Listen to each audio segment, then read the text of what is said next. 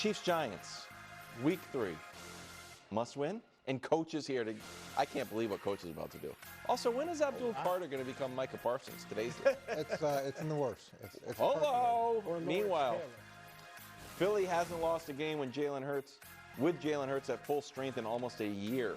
And why did the Packers jump them in Super Bowl odds? Because we're disrespected and the tush-push is cheating. But right now, it's time for the best segment in all of sports. We'll get you caught up to speed in what was happening. Last night, in a smoky parlor, an elite group of IPA and EPA fans fought and toiled and burned the midnight oil to deliver the best segment in all of sports media. It's an honor, it's a privilege, it's a contractual obligation. It's time for Nick's Tiers. Thank you so much for the introduction, as always, Kevin Wildes.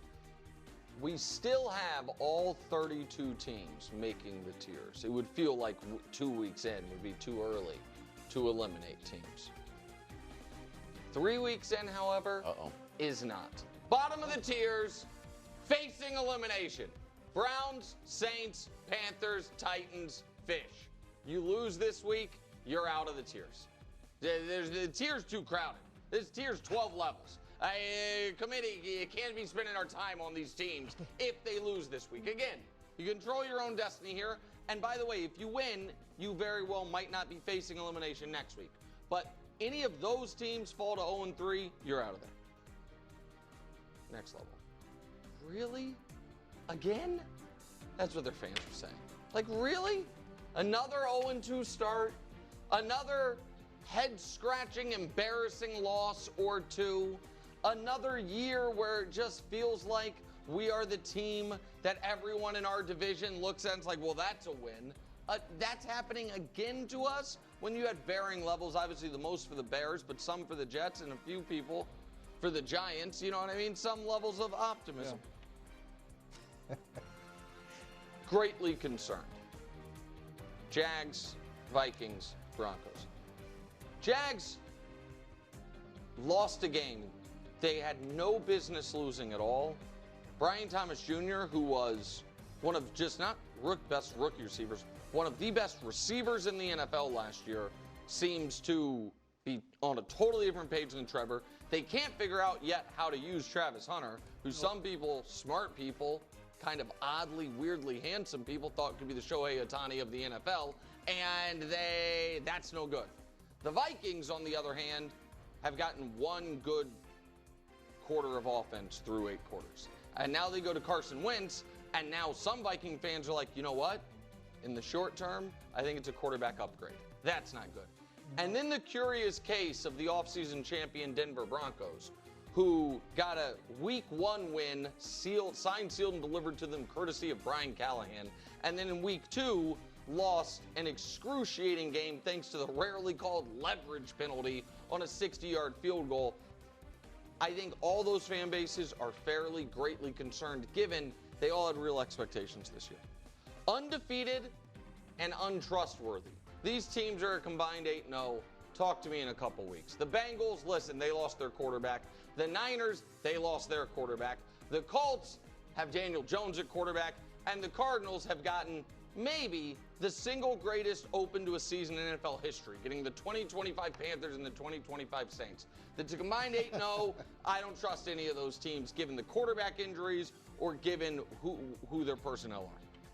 There's potential here. Patriots, Raiders, Falcons, Cowboys, Steelers. Got to be open to the possibility of any of these teams making the playoffs. Hell, I picked 2 of them to make the playoffs. Falcons have been up and down. Cowboys felt like they kind of could have won in week 1 and then stole one in week 2. The Steelers, we've seen highs and lows. Patriots, Raiders, similar story. But some of those teams are making the postseason. All of them feel they can. And honestly, deep down, they're all fine with the 1-1 start. Yeah. You know, they're all fine with where they're at. This tier, I'll be honest, doesn't make sense. Honestly, no idea. I didn't know what to do with the Seahawks or the Texans. Texans haven't won a game. They have a great defense, a quarterback who we've seen be great even though it's been over a year. And they've been in these games. You know what I mean? They barely lose to the Rams. They barely lose to the Bucs, but they haven't won. The offense seems a mess. Seattle could be 2-0. It took the Purdy drive late, and then they almost came back. I don't know that I fully believe in Sam Darnold. The defense looked good. Honestly, no idea. Little trepidation. That one. Lions, Commanders. Yeah. Just a little uneasiness of, ooh, could we be in trouble this year? Now, the Lions, obviously, you score 50, it feels like it goes away. But week 1 was greatly concerning. And week 2, I still think there are more questions about the Lions' defense than we're asking, because it's all been about Ben Johnson and Goff and the offensive line change. And for Washington, it is very simply, man, how is Jaden going to miss time? How much time is he going to miss? And is our defense actually improved? How much did those injuries we suffered on Thursday night hurt? But those are good teams, a little trepidation.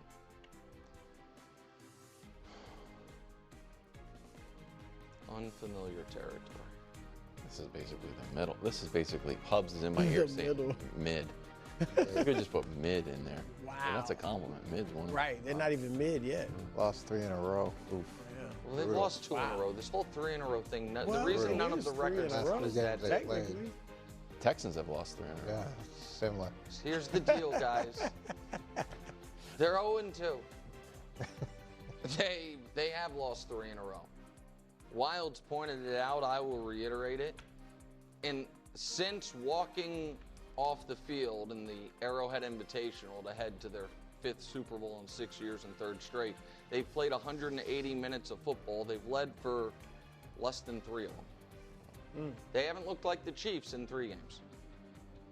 They are awaiting their guys to come back, and the vultures are circling. Luckily, the football gods have graced us with a visit to MetLife and coach's New York Giants. However, it's then right back to the meat grinder of the NFL when you host the Ravens. With that said, beat the Giants.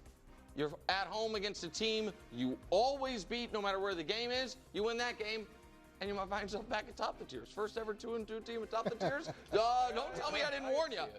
Legit contenders. Bucks, Rams, Chargers. That's what they are. They're legit contenders. They're a combined 6-0. They've beaten good teams. You know, not necessarily all 6 wins, but they all have beaten at least one good team. We all, to varying levels, all like or love their quarterbacks. I mean, listen, I'm a Stafford and Baker guy. The whole show is about to be First Things First presented by Justin Herbert's fan club. But those are legit contenders. We like the coaches. We like the quarterbacks. We like the skill position guys, legit contenders. 90% great, Brew and Wilds. Your 2 teams. 90% great. And it's the same 10% secondaries. The only real qualm I think anyone would have with either of these teams right now is overall pass defense, most noteworthy the secondary.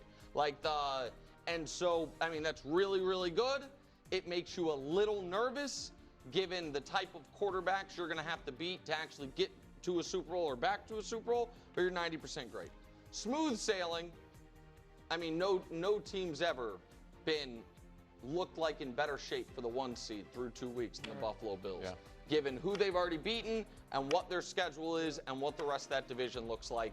I mean, people saw this and were like, man, the Bills, they just got to play the Jets, and now tomorrow they play the Dolphins, and then after, it's just a lot of easy games and Josh playing great.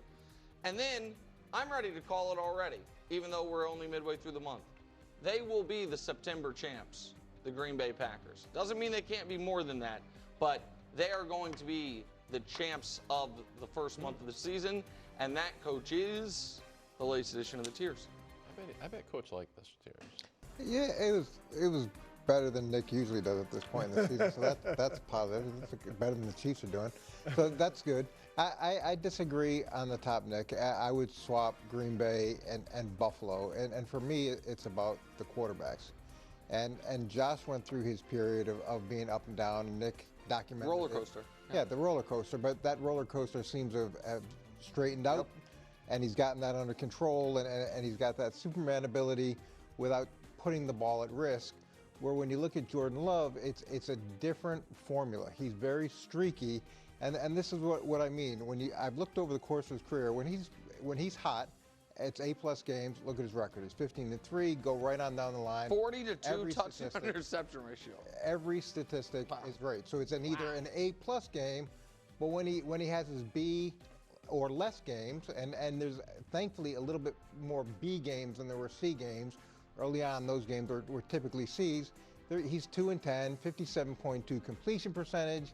You see the yards per game go down a little bit, yards per pass, and the TD to interception ratio is dramatically different.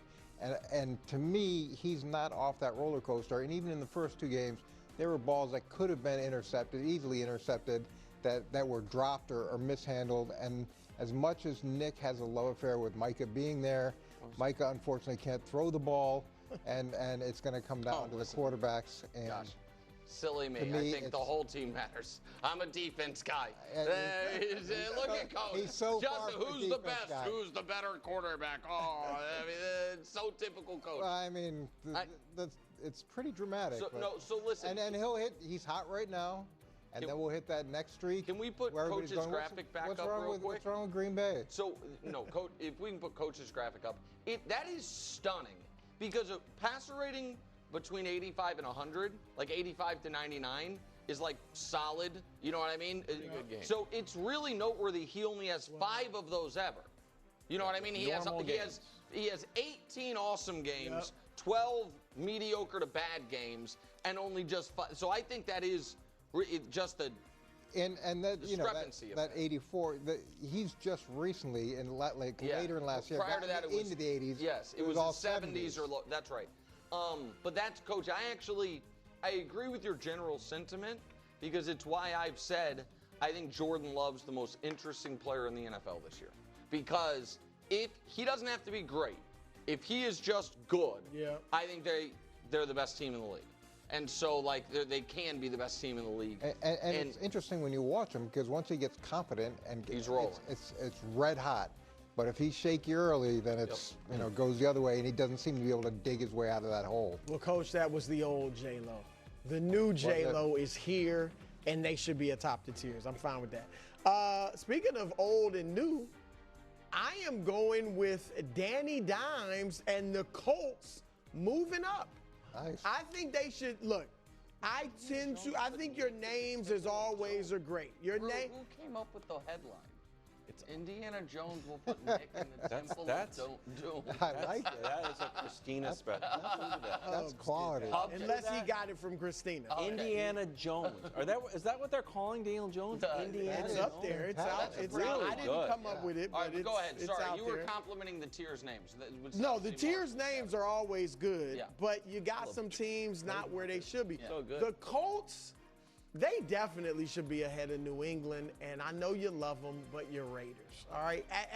And I'm not so certain they shouldn't be up 2 tiers, all right? Honestly, no idea. Here's the thing. That's where they could go. They're number 2 in the league in total offense. Yep. All right, let's give them some credit. Number 4 in points per game, scoring offense. They haven't punted, as Coach said yesterday, yet. I mean, you got to give them some credit for that. They got the best, right now, the leading rusher in the league, and he's not the best running back in the league, but Jonathan Taylor is a very good running back. Right, he could lead the league in rushing this year. Obviously, Danny Dimes, Indiana Jones, whatever they're calling him now, he can run the football. And the defense hasn't been bad. They shut down the pop lockers in Miami, all right? And, Denver, before the season, everybody thought they were going to be good. They beat them. And here's the thing. I think most of us, and I picked them last in the division, but I think most of us thought around the quarterback, they actually have some talent.